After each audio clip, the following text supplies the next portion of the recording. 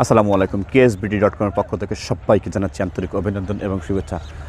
এটা হচ্ছে 36-24 একটা সানকনুর ককাটেল, একটু বড় পাখি, একটু ভালো স্পেসে যারা রাখতে চান তাদের জন্য তৈরি করা এই খাঁচাটা। উনি একটু দেখিয়ে দিচ্ছেন, ওনার মুখ থেকে আমরা কিছু কথা শুনবো।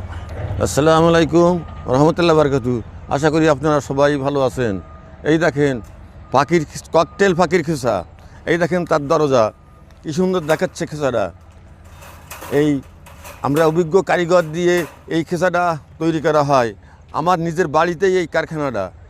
আপনারা এই ভিডিওটা দেখে আপনারা মাল অর্ডার দিবেন।